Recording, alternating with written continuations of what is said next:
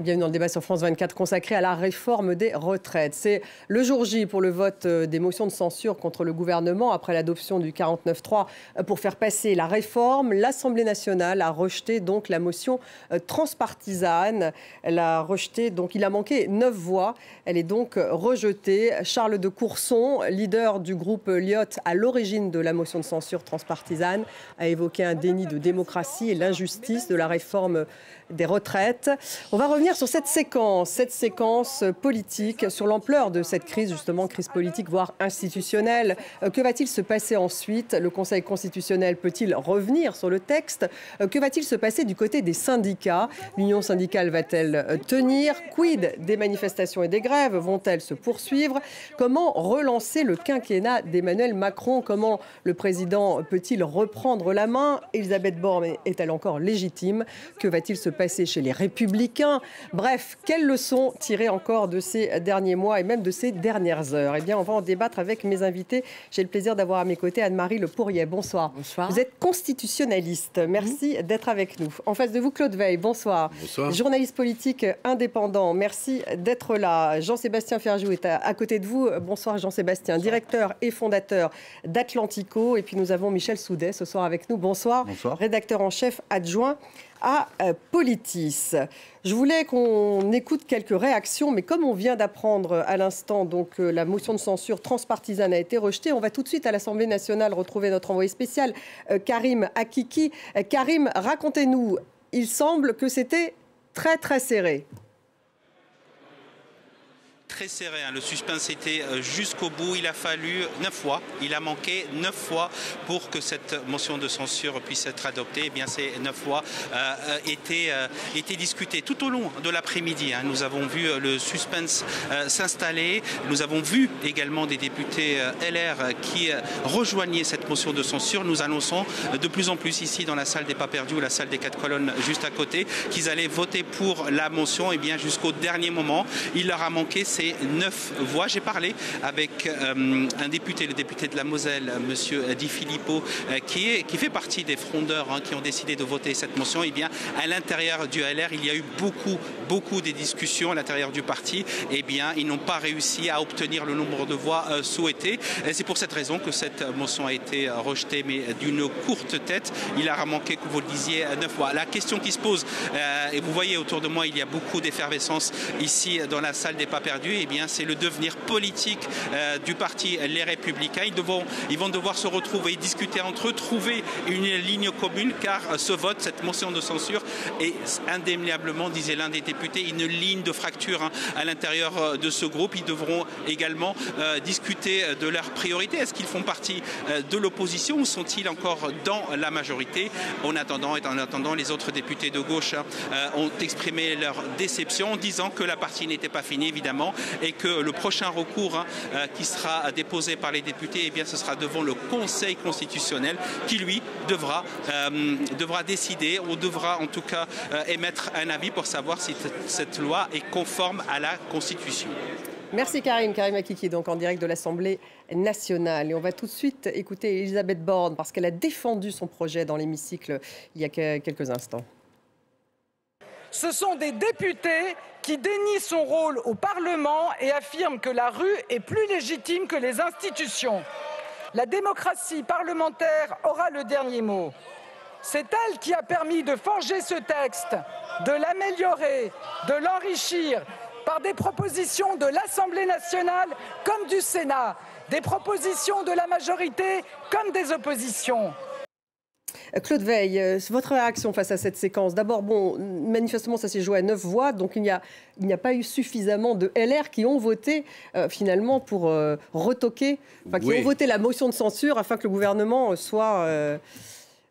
tombe. S'il y a une surprise, elle est plutôt en faveur des partisans de la censure, puisque le score est un peu plus haut que ce qu'on pensait, puisqu'apparemment, si les décomptes que j'ai sont exacts, il y aurait une vingtaine de députés LR qui auraient voté la censure. C'était entre leurs mains que l'issue de l'affaire résidait. Selon l'expression, le coup passait à si près que le chapeau tomba. 9 voix, c'est très très peu. Ça semble confirmer que le gouvernement a fait le bon choix, si je peux dire, la semaine dernière en n'allant pas au vote. Il est assez probable qu'il aurait été battu au scrutin majoritaire. Est-ce que c'était le bon choix tactiquement d'aller au 49-3 compte tenu de ce que ça a remis du carburant dans la contestation? Ça, c'est un autre débat. Donc la question qui se pose maintenant, c'est, vous l'avez évoqué tout à l'heure, il y a d'autres voies de droit qui vont être étudiées. Naturellement, les oppositions ont fait un recours devant le Conseil constitutionnel. Il y a plusieurs débats, madame est plus compétente que moi, qui sont pendants et qui n'ont pas été tranchés pour le moment. Par exemple, savoir est-ce que le vecteur qui avait été choisi était le bon, etc. etc. Et puis, il y a le RIP, le fameux référendum d'initiative populaire, qui va être mis en route. Je pense que les 4 800 000 signatures de Français qui sont requises devraient être réunies assez facilement. Donc, le feuilleton, d'une certaine façon, ne fait que commencer. Ne fait que commencer d'un point de vue constitutionnel. D'un point de vue politique, est-ce que c'est une victoire à la Pyrrhus, Jean-Sébastien, pour le gouvernement? Parce que malgré tout, elle n'a pas été votée, cette motion. Je crois qu'il y a deux crises qui se jouent en parallèle. Il y a la crise politique qu'on a sous les yeux, puis il y a une crise qui est beaucoup plus profonde. Le risque pour le gouvernement, c'est que la crise qu'on a sous les yeux se transforme justement ou entre en résonance avec les préoccupations des Français qui sont beaucoup plus profondes. C'est une métacrise en quelque sorte. Il y a un doute sur la soutenabilité de notre modèle économique et social et certainement sur la soutenabilité de notre modèle de démocratie. Pas forcément d'ailleurs uniquement à cause des institutions, mais peut-être parce que l'offre politique est tellement éclatée qu'il n'y a plus de majorité dans le pays, et on le voit bien, et cette motion de censure, pour le coup, le prouve, il n'y a pas non plus de majorité alternative, même de majorité négative, de rejet, tout simplement, du texte sur les retraites. Maintenant, je pense que ça va être extrêmement difficile pour Elisabeth Borne d'imaginer, non pas qu'elle peut se maintenir à son poste encore quelque temps, hein, de toute façon, elle tient sa légitimité, quoi qu'en disent les institutions, du président de la République. Mais ça va être très difficile parce qu'on imagine mal comment d'autres textes pourront être votés. Parce que la vraie question, ce qui s'est passé la semaine dernière, pourquoi le gouvernement n'a pas pris le risque du vote? Parce qu'il ne pouvait pas. Parce qu'avant le vote sur le texte de loi, il y avait une motion de rejet. Et sur la motion de rejet, qui suppose que soient présents les députés, parce qu'il n'y a pas de vote de délégation, il manquait 12 voix de la majorité. Donc là, on a beaucoup mis le focus sur les Républicains, parce que ça arrange d'une certaine manière le gouvernement qu'on se pose peu la question sur les doutes au sein de la propre majorité. Mais ce qui s'est passé la semaine dernière, c'est que la motion de rejet aurait été adoptée. Ça aurait de toute façon empêché le vote. Une réaction, s'il vous plaît, Michel Soudet, justement. Est-ce qu'on est à un point de bascule?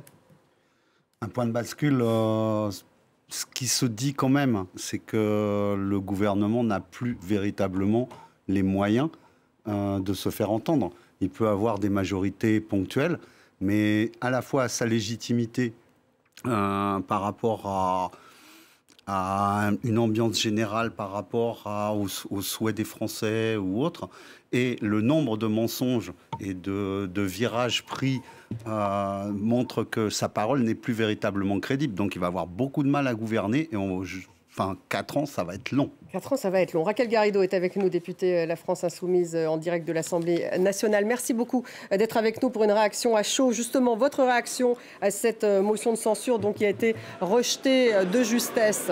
Ouais, donc motion de censure transpartisane, Raquel Garrido. En effet, le vote est passé très près, le vent du boulet est passé très proche de Matignon. Alors bien sûr, je suis déçue, j'aurais vraiment préféré qu'à l'occasion de ce vote, on enterre définitivement la loi sur les retraites à 64 ans. Mais le côté ric-rac du vote me pousse à confirmer qu'effectivement, il n'y avait pas de majorité ici à l'Assemblée nationale pour cette loi. Et que du coup, quand on regarde rétrospectivement tous les choix stratégiques du gouvernement, c'est-à-dire passer par le 47.1 pour faire un texte prétendument budgétaire, pour ensuite du coup pouvoir faire le 49.3 hors quota de session ordinaire, on voit bien que dans leur esprit, tout était ficelé pour un passage en force. Mais ce qui peut-être aurait pu passer crème si le peuple n'avait pas été mobilisé, finalement c'est fait aux yeux de tous les Français qui étaient très attentifs au vote ici à l'Assemblée nationale la semaine dernière, comme ce soir, je l'imagine. Et par conséquent, à la crise sociale, au combat social qui est en cours dans le pays depuis maintenant 2 mois contre la retraite à 64 ans, vient se rajouter la bataille démocratique. Vous avez vu à quel point la colère et la frustration civique a monté d'un cran. Vous allez continuer justement à vous opposer au texte maintenant qu'il est adopté? Comment en fait? Madame Stéphanie Antoine, vous avez lu comme moi l'article 49.3 de la Constitution. Que dit-il? Il permet au président de considérer comme adopté. Qu'est-ce que ça veut dire, ça? Considérer comme adopté une loi qui n'a pas été en fait adoptée. Vous voyez, ça ne remplit pas les standards démocratiques minimums de notre pays et même de la plupart des grandes démocraties. Donc concrètement, vous allez saisir bien vu dans la rue que les gens sont ulcérés par ce passage en force. Vous allez saisir le Conseil constitutionnel, par exemple? Absolument. La saisine du Conseil constitutionnel est déjà prête. En principe, Madame la Présidente de l'Assemblée nationale, Yaël Braun-Pivet, devait la transmettre aujourd'hui au Conseil constitutionnel. Elle avait pris l'engagement, donc il faudrait vérifier auprès de ses services que ce soit bien fait. Moi, j'ai finalement assez confiance dans cette option-là, parce que la loi, elle est clairement inconstitutionnelle. Ça n'était pas un texte budgétaire, vous voyez, et encore moins un texte budgétaire rectificatif, puisqu'en réalité, par rapport à l'exercice 2023, qui est l'exercice en cours, il y avait une modification d'à peu près 400 millions d'euros sur une envergure totale de la loi qui représente à peu près 18 milliards. Donc arithmétiquement, cette loi n'est pas une loi rectificative de la sécurité sociale et du coup l'utilisation du 47.1 est vraiment inconstitutionnelle. Et je pense que le Conseil constitutionnel dira le droit. Il dira le droit et il ne pourra que constater que cette loi est inconstitutionnelle et ainsi, j'espère, en l'annulant, pourra peut-être donner une porte de sortie à M. Macron pour lui éviter le retrait pur et simple. Mais si ça ne marche pas, de toute façon, la mobilisation va continuer jusqu'au retrait pur et simple. Est-ce que Elisabeth Borne doit partir ? Je pense que le remaniement est déjà dans toutes les têtes, et pas seulement les têtes de l'opposition, même les têtes dans la majorité. Si j'en crois ce que j'entends ici ou là, finalement, j'observe que même dans son camp, ses amis sont déjà dans les rangs pour être première ministre à la place de la première ministre. Son bilan concernant la gestion de cette loi est absolument catastrophique, puisque si on y regarde bien, elle n'a même pas réussi finalement à avoir l'approbation de groupes politiques qui étaient pourtant plutôt alignés avec elle sur le plan du fond de la question des retraites. Donc ce passage en force maintenant se cristallise sur sa personne, il porte son nom et effectivement je pense que le remaniement est proche. Merci beaucoup Raquel Garrido d'avoir été avec nous, députée La France Insoumise. Vous étiez en direct de l'Assemblée nationale. On va justement interroger maintenant la constitutionnaliste de ce plateau, Anne-Marie Le Pourrier. Alors elle parlait justement, Raquel Garrido à l'instant, du 47.1 et sa possibilité, enfin peut-être une possibilité que ça soit anticonstitutionnel. Parce que le Conseil constitutionnel du coup pourrait censurer une partie de la loi, voire tout le texte. Pas tout le texte, mais si vous voulez, il y a depuis le début un léger détournement de procédure, on appelle ça comme ça, dans le fait que le gouvernement ait introduit une réforme structurelle des retraites dans un texte prévu par l'article 47.1 et l'article 34 de la Constitution, qui est la loi de financement de la sécurité sociale, ici une loi de financement rectificative. Or, ce type de loi a un objet qui est fixé par la Constitution et par la loi organique sur les lois de financement de la sécurité sociale. Et cet objet, eh bien, c'est de déterminer le budget annuel de la sécurité sociale et les équilibres financiers de la sécurité sociale pour l'année à venir. C'est pas le lieu pour faire une réforme structurelle. Bon. Donc, si je peux me permettre une parenthèse, c'est très intéressant cette histoire de véhicule législatif en réalité, parce que dans la plupart des pays voisins, les augmentations, les relèvements de l'âge légal de la retraite ont été considérés comme des mesures techniques et sont passés par ce genre de procédure. En France, ça a été identifié immédiatement comme un choix de société en réalité. Et c'est là qu'on a une exception française qui mérite d'être creusée. C'est intéressant. Oui, c'est intéressant. Voilà. Mais alors, donc, effectivement, nous avons ouï dire que le Conseil d'État aurait, dans son avis sur le projet de loi, émis des fortes réserves sur l'usage de ce véhicule législatif. Mais pour une fois, comme par hasard, l'avis du Conseil d'État n'a pas été rendu public, donc nous ne savons pas quel était son contenu. Mais si effectivement il y a des problèmes, alors évidemment j'ai vu que le 14 mars 2022 a été votée une loi organique qui a augmenté le nombre de dispositions qu'on peut mettre dans une loi de financement de la sécurité sociale, qui a peut-être été un peu préparé à l'avant.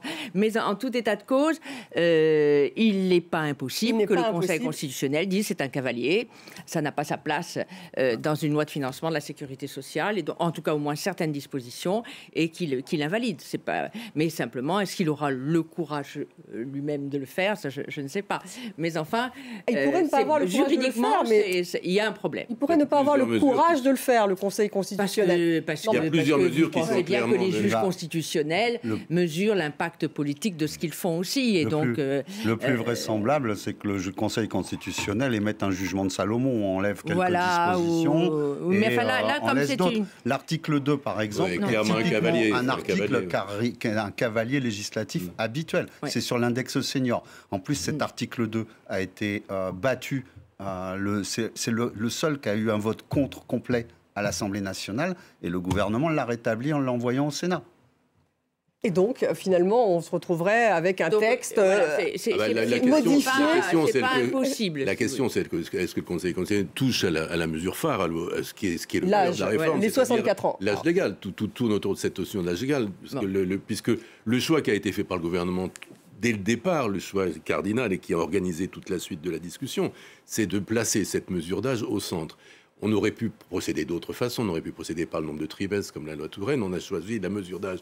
La mesure d'âge était, par définition, la mesure la mieux faite pour cristalliser toutes les oppositions et créer un psychodrame national absolument ingérable dans lequel nous sommes aujourd'hui. En tout cas, la réforme des retraites est définitivement adoptée par le Parlement, on l'apprend à l'instant, puisque la deuxième motion de censure a été retoquée. Donc là, on peut dire que ça y est, elle a été adoptée par le Parlement, cette réforme des retraites. Il reste donc le Conseil constitutionnel, donc, qui va être saisi manifestement par un certain nombre de membres de l'opposition et qui pourrait donc revoir le texte. Je précise sur une question de procédure. Alors, il y aura aussi d'autres arguments, notamment des arguments de fond. On va dire que la loi est contraire aux droits des vieux travailleurs, aux loisirs et au repos consacrés par le préambule de la Constitution. Mais sur l'âge, ce que disait Claude Veil, sur l'âge, est-ce que l'âge, les 64 ans, ça rentre dans un dispositif tel que vous le décrivez? A priori, pas tellement, quoi. Enfin, c'est pas véritablement. C'est pas l'équilibre budgétaire de l'année, quoi. C'est une mesure paramétrique. Alors,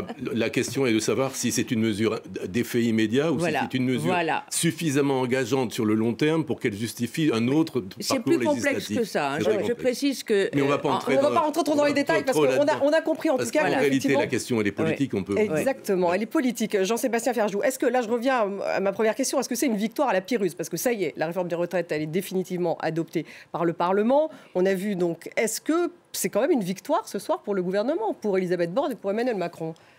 Dans les conditions dans lesquelles elle est acquise, non, je ne crois pas que ce soit une victoire pour le gouvernement ni pour Emmanuel Macron. Emmanuel Macron, on l'a vu, a voulu aborder au revers de sa veste le badge de réformateur, et le moyen qu'il a choisi pour pouvoir obtenir le dit badge, c'était cette réforme-là.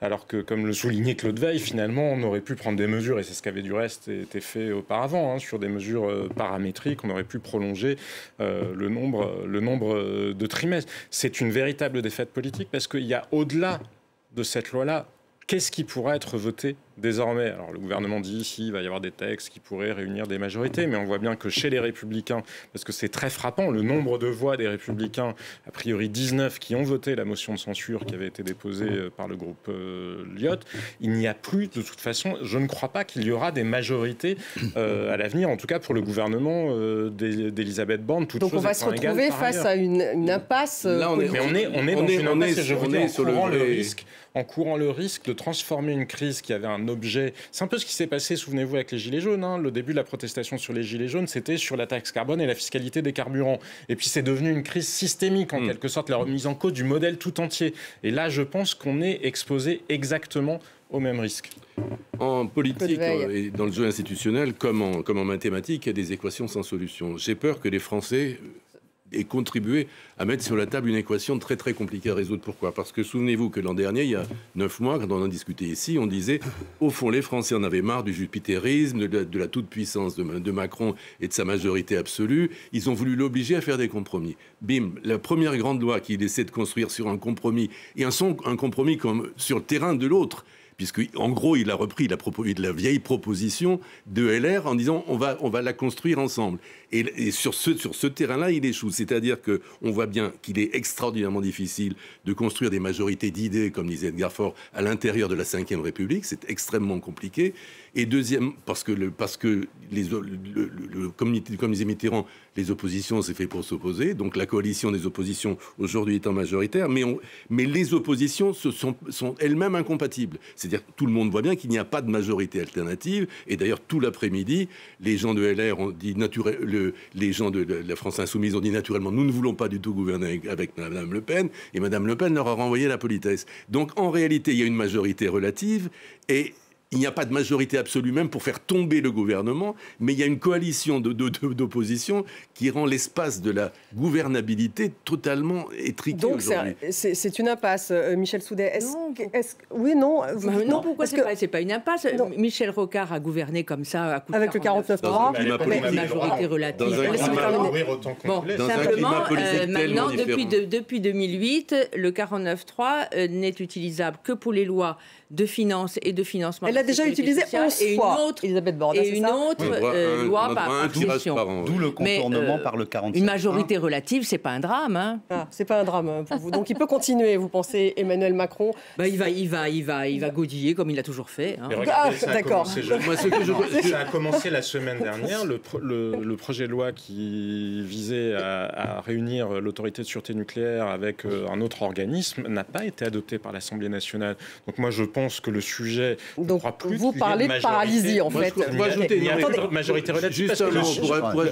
La problématique, c'est que la majorité elle-même est divisée. Le sujet, il est là. La majorité elle-même est divisée. Il y a un problème particulier qui tient aussi au fait que notre constitution, Madame sait ça mieux que moi, est une constitution chauve-souris, moitié présidentielle, moitié parlementaire. On va y revenir justement sur la constitution. Donc on a inventé un Claude Veil. système qui permet, lorsqu'il y a majorité présidentielle et la majorité parlementaire ne coïncidaient pas, on a inventé la cohabitation. Ça marchait sous le septennat. Je pense que sous le quinquennat, la cohabitation est totalement impossible. Et qu'en réalité, si on arrivait à une impasse institutionnelle, en réalité, imaginons que demain Macron dissolve, tout à fait, il peut tout à fait le faire. On peut imaginer que l'Assemblée qui revienne serait une Assemblée par 3 tiers, un tiers d'un bloc centriste, un tiers très à gauche, un tiers très à droite, et que ça soit totalement ingouvernable. À partir de là, je me demande comment on sort d'une situation comme ça. Comment sortir de cette... Parce que tant qu'on était dans le système bipolaire, l'essuie-glace marchait bien, on perdait les élections, le camp d'en face prenait la baie. Mais là, le camp d'en face, c'est qui ?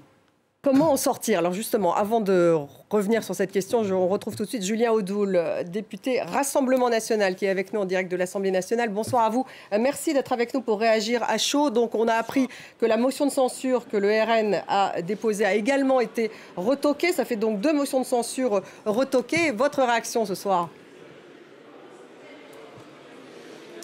Ma réaction, c'est la déception pour tous les Français, mais c'est surtout la crainte de voir la situation s'envenimer, de voir la colère monter, parce que très clairement, c'est pas une victoire pour la France, c'est pas une victoire pour la République, ce qui s'est passé, et ces 2 motions de censure rejetées. On aurait pu justement avoir une autre porte de sortie qui aurait pu apaiser la situation. On aurait pu avoir un gouvernement responsable qui aurait posé la question aux Français par le biais du référendum, l'article 11 de la Constitution, pour justement que les Français puissent avoir la parole sur un texte aussi important. On aurait pu avoir une dissolution qui aurait pu, sortir de cette crise politique, parce que nous sommes en crise politique.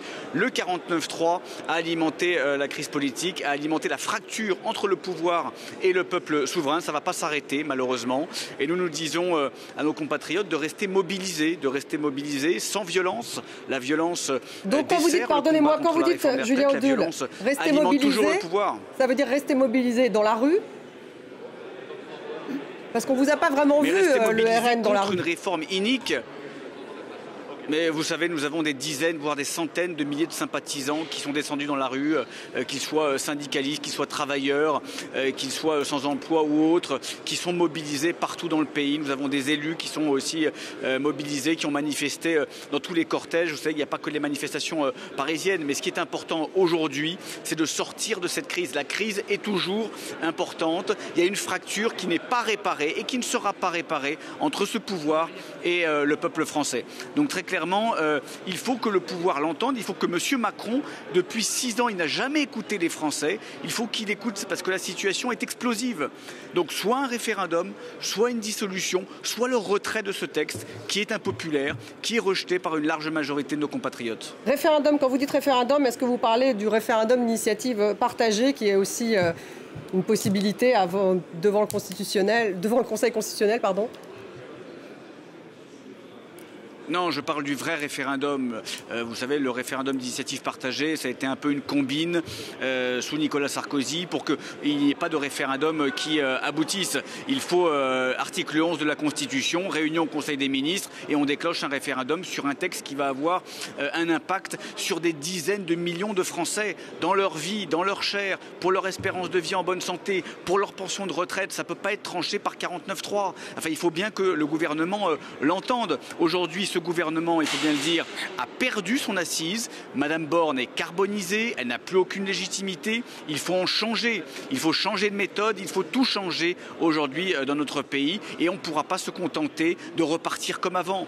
Et je pense que le gouvernement fait une erreur s'il croit qu'il a gagné ce soir et qu'il pourra continuer à gouverner contre le peuple français. Ce n'est pas possible. Merci Julien Audoul. Julien Audoul, député Rassemblement National. Vous étiez en direct de l'Assemblée nationale. Je me tourne vers vous, Anne-Marie Pourrier. Donc cette histoire de référendum, on voit finalement que chacun essaie de trouver une voie, je dirais, institutionnelle pour sortir de cette crise. Donc effectivement, le président peut dissoudre l'Assemblée nationale, mais enfin bon, le risque serait probablement trop grand. Il y a donc référendum, et pour ça, il me semble que l'exécutif a son mot à dire dans le référendum tel que le décrit Julien Audoul. Et puis, il y a cet autre référendum d'initiative partagée où là, l'initiative serait du côté des parlementaires et d'ailleurs du peuple français aussi. Donc, il faut un cinquième des parlementaires suivi et soutenu par un dixième des électeurs inscrits. Mais il faut faire vite parce que on ne peut pas le faire dans le délai d'1 an après la promulgation d'une loi. Donc, ça a intérêt à se mettre en route en vitesse. Donc, il faut en tout cas, la France insoumise. Mais quant au président de la République, je ne vois pas pourquoi. S'il avait voulu choisir la voie référendaire, il l'aurait fait depuis le début. Bon, maintenant, ça y est, c'est considéré comme adopté. Il y a le Conseil constitutionnel et basta. Pourquoi voulez-vous qu'il s'amuse à faire un référendum maintenant ?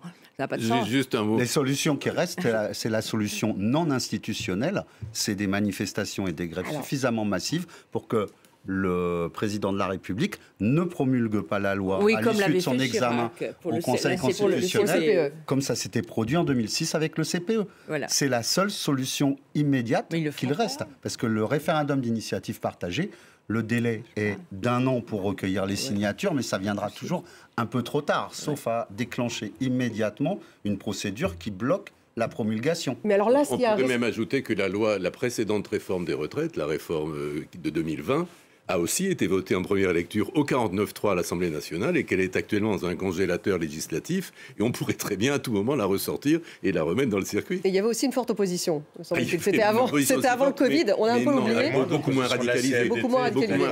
Le mouvement social était d'abord n'était pas uniforme puisque la CFDT était globalement, même si elle a décroché un peu en cours de route, globalement sur l'approche de la philosophie, la réforme universelle, la CFDT était favorable, et puis la crispation dans le pays n'était évidemment pas du tout la même. Là, ce qui s'est passé, encore une fois, c'est que je crois qu'il faut tout à l'heure, mon voisin disait qu'il y a 2 terrains. Moi, je crois qu'il faut distinguer le terrain de la crise sociale et de la crise politique, qui sont, à mon avis, 2 choses assez différentes. Il y a aussi une crise démocratique extrêmement forte. Et de la crise... Mais quand j'englobe la crise démocratique dans la crise politique. Mais puisque beaucoup de gens nous regardent de l'étranger, je voudrais quand même préciser que la France n'est pas en révolution, la France n'est pas en insurrection, les gens vaquent à leurs occupations habituelles, ils vont au travail le matin, le taux de grévistes est extraordinairement bas, sauf dans le secteur... Enfin, il y a quand même eu des manifestations, Claude Veil, qui étaient suivies. Oui, mais aujourd'hui, alors nous parlons, il y a des grèves dans les secteurs clés, l'énergie, de certains transports, il y a des grèves, une grève là, vous êtes très rassurant, alors ils ont vu évidemment les images de poubelles depuis une semaine dans Paris. Mais la France n'est pas en révolution. Il faut quand même garder faut toujours se méfier de l'effet de loupe médiatique. Oui, je me méfie. Jean-Sébastien, vous êtes d'accord ? Il faut se méfier de l'effet de loupe. La colère n'a pas l'air de retomber tout de même entièrement en ce moment, enfin, Jean-Sébastien Ferjou. Mais pourquoi voulez-vous qu'elle retombe immédiatement ? Bien sûr, ça va pourrir tout doucement, mais on n'est vraiment pas en révolution. Jean-Sébastien ? Non, mais par définition, une révolution ne se programme pas à heure fixe, ni... Non, mais est-ce qu'il y a un risque d'embrasement du pays? Parce qu'on est en train d'entrer dans un bras de fer tout de même entre les Il y a un risque de violence, parce que quand un système politique ne parvient plus à canaliser la violence et la polarisation de la société, et on le disait tout à l'heure, on est dans une société qui est non seulement extrêmement fracturée, mais qui ne sait plus se projeter dans l'avenir. Parce que là, il y a un refus de ce projet du gouvernement très large, quand vous avez 93% des actifs et toutes catégories sociales confondues, aussi bien des cas de chute que des ouvriers qui sont opposés à cette réforme, je pense qu'on peut dire quand même qu'il y a un léger coup de canif dans le contrat social. Et donc quand vous cumulez tout ça avec la crise démocratique dont on parlait, avec une réforme qui d'ailleurs en plus n'a aucun intérêt budgétaire, parce que c'est quand même ça qui est le plus consternant dans l'histoire, c'est que ça n'a aucun sens quand vous voyez avec l'intelligence artificielle de toute façon faire des hypothèses budgétaires à 15 ans, à 20 ans, alors que vraisemblablement tous les métiers que nous connaissons vont être révolutionnés avec la robotique, avec l'intelligence artificielle, c'est complètement absurde. Mais encore une fois, c'est une forme de caprice d'Emmanuel Macron qui, parce qu'il n'a pas véritablement de projet, faute, mais c'est pas lui tout seul, c'est la société française qui n'en a plus. Et on voit d'ailleurs que c'est un peu partout. Mais je suis entièrement d'accord, c'est pas sa responsabilité à lui. Lui a l'hubris d'aller au-devant de ce problème-là. Donc moi, je vous dis qu'un système qui ne sait plus canaliser par la politique ces divisions est un système qui, de toute façon, mécaniquement, va à la violence. Alors, ça ne sera peut-être pas ce soir, dans 6 mois, dans 2 ans, je ne sais pas, mais ça va à la violence. Marc Ferracci, vous êtes avec nous en direct de l'Assemblée nationale, député La République En Marche des Français de l'étranger. Merci de réagir à chaud avec nous. Est-ce que c'est une victoire à la Pyrrhus ce soir ? Non, c'est le constat qu'il n'y a pas de majorité pour rejeter cette réforme des retraites, puisque toutes les personnes qui ont voté cette motion de censure s'opposaient à la réforme des retraites en même temps qu'ils souhaitaient la chute du gouvernement. Donc le premier constat, c'est qu'aucune majorité ne s'est dégagée contre cette réforme. Et le deuxième constat, qui est la simple lecture de nos institutions, c'est que la réforme est adoptée. La réforme est adoptée de manière cohérente avec ce que prévoit notre Constitution. Et de ce point de vue, je pense qu'aujourd'hui, on a une forme de clarification qui s'est opérée. Une clarification qui s'est faite au détriment d'un petit peu de cohérence politique, je dois quand même le dire, puisqu'on l'a vu, un certain nombre de députés du groupe LR en particulier ont voté la motion de censure. Et ce faisant, on a eu l'occasion de découvrir une sorte de tour de piste de la tartufferie. Parce que des députés qui, après avoir défendu le programme d'une candidate à la présidentielle qui prenait un âge légal à 65 ans, un député, M. De Courson, qui portait cette motion de censure, qui a obtenu 278 voix, ce qui est un score important, qui lui-même, il y a quelques années, déposait des amendements pour que la retraite soit à 64 ans, moi j'appelle ça de la tartufferie, j'appelle ça de l'incohérence. Oui. Aujourd'hui, chacun a été mis devant ses responsabilités. La majorité a assumé les siennes, le gouvernement a assumé les siennes. La responsabilité, c'est de préserver notre système par répartition. Oui. Marc Ferracci, justement, comment Emmanuel Macron peut-il reprendre la main? Parce que ce que vous décrivez, ce dont on parle sur ce plateau, c'est cette majorité très relative. On l'a vu à la fois côté motion de censure, puisque ça s'est joué quand même à 9 voix, donc c'était serré. Le texte n'aurait pas pu passer par le vote la semaine dernière. Comment va-t-il continuer? Comment peut-il reprendre la main? Il reste quand même 4 ans de quinquennat. Vous savez, la majorité relative, on ne la découvre pas. La majorité relative, elle existe depuis le 19 juin dernier, au sortir des élections législatives.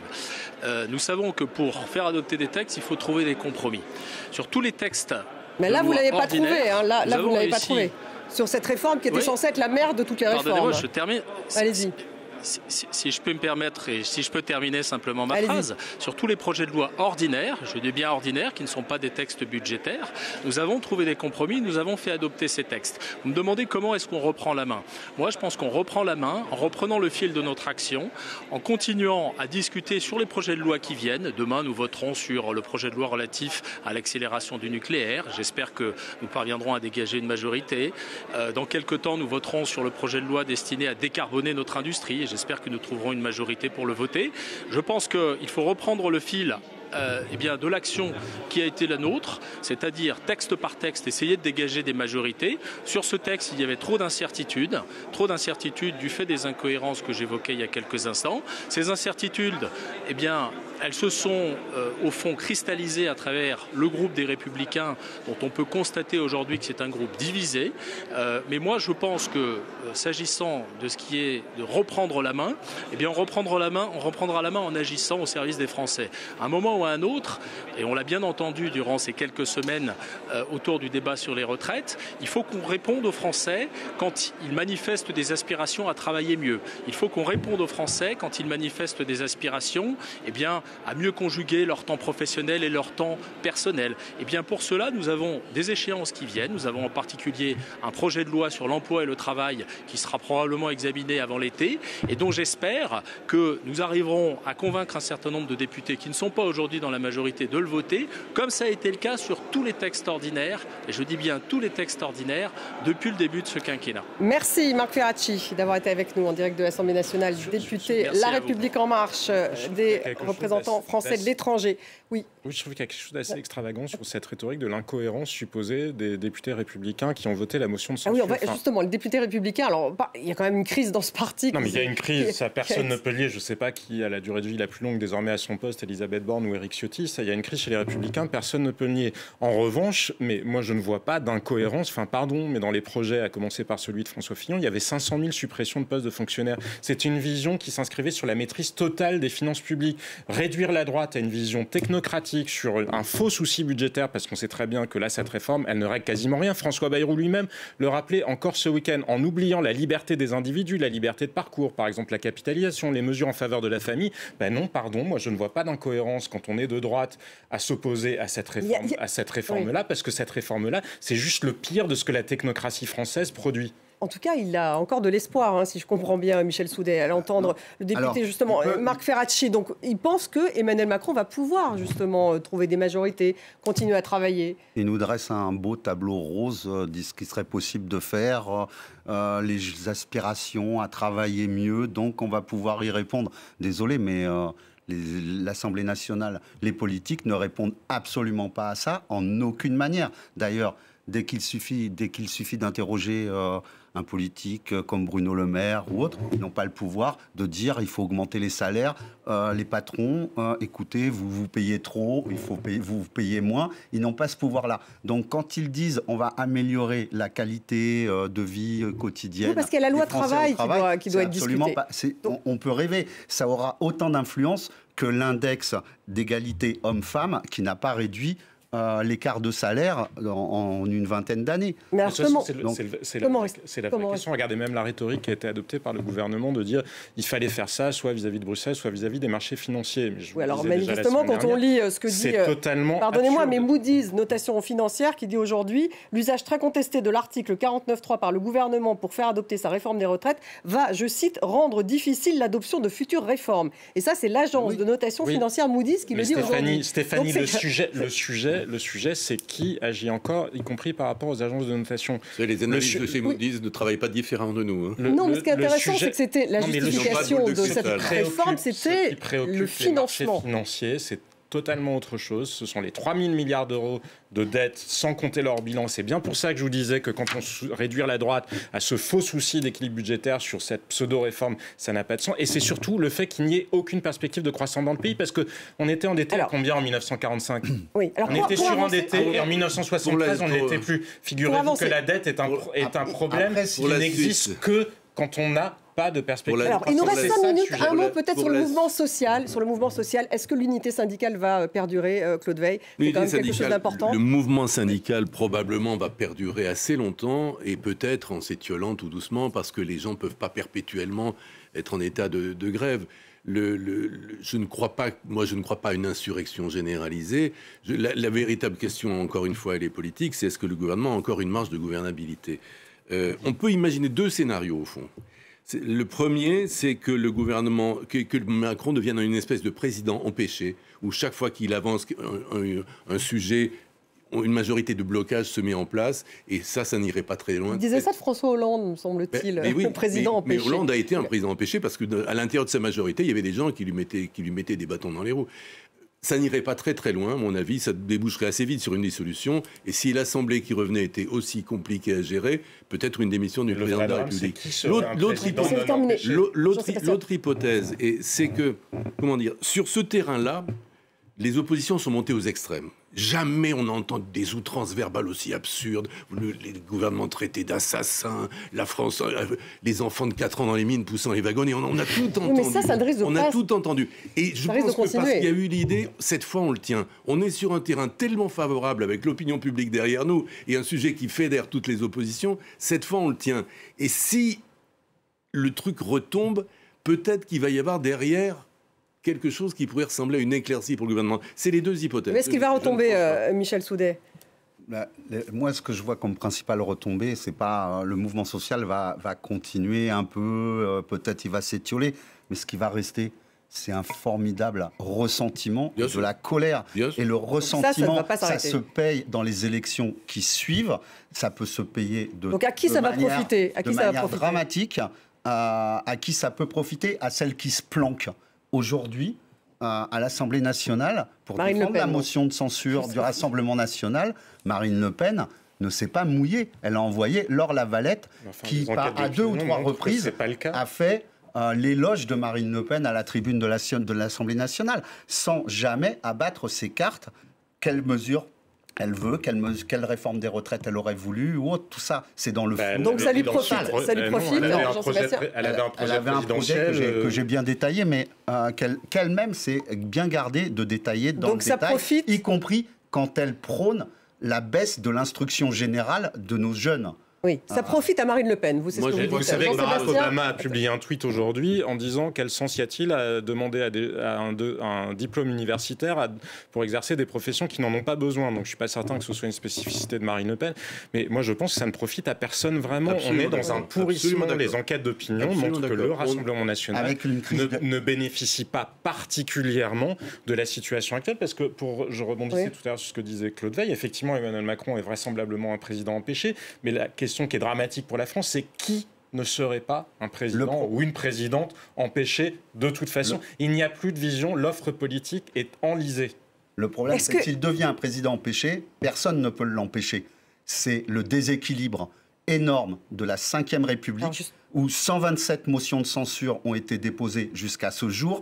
Une seule a été au bout. C'était sur l'élection du président de la République au suffrage universel qui était désapprouvée par l'Assemblée nationale. Une seule, il y a 61 ans. J'avais 4 mois. Anne-Marie Le Poirier, justement, est-ce qu'on peut sortir par une réforme des institutions ? Est-ce que la Ve République devrait partir par... La France entière ne jurait que par la proportionnelle. Voilà. Vous l'avez, vous êtes content et vous dites que c'est la crise. Alors... Qui ça vous ? J'espère qu'on va réfléchir désormais et se dire qu'au moins on pourrait peut-être éviter ça, la proportionnelle. Donc vous pensez les pas bonnes idées qui sont en train de voilà.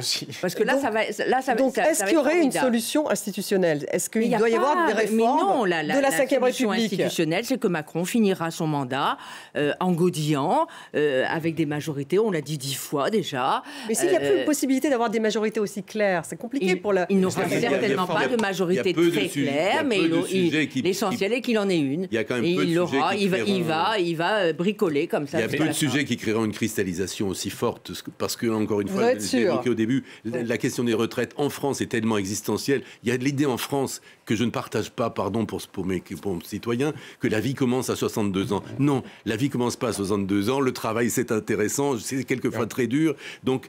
Mais il y a en France une idéalisation de la retraite qui fait que le débat...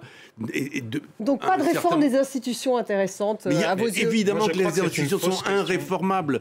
Comment voulez-vous obtenir une majorité à l'Assemblée et au Sénat dans ce contexte-là pour changer les institutions ? Revenir au septennat, par exemple, vous dites. Mais même pas les institutions qui sont malades, c'est la sociologie politique, c'est autre chose. Exactement. Enfin, il faut arrêter de dire que ce sont les institutions quand c'est la société elle-même et la société politique, entre autres, d'autres qui sont de mauvaise qualité. Je suis désolée de le dire. Moi, je suis entièrement d'accord avec ça. C'est comme si on disait, tiens, on n'arrive plus à vendre d'iPhone. Si Apple se disait, on n'arrive plus à vendre d'iPhone parce que le produit n'intéresse plus, on va redécorer le magasin. Mais on s'en fiche de redécorer le magasin. Oui, le sujet, c'est qu'il n'y a plus d'offre politique. Quand j'entends dire que la sociologie a changé, que les gens ne sont plus les mêmes, effectivement, bah oui, les institutions ne sont peut-être plus adaptées à ce que sont devenus les Français. Merci. Là, il y a un problème. Disons qu'on a un problème avec l'hyper-présidentialisme qui, dans une société d'opinion, devient de plus en plus difficile à gérer parce que la focalisation de tout sur une personne est explosive. Non, dit Anne-Marie Le Fourier. Merci beaucoup d'avoir été avec nous ce soir, Jean-Sébastien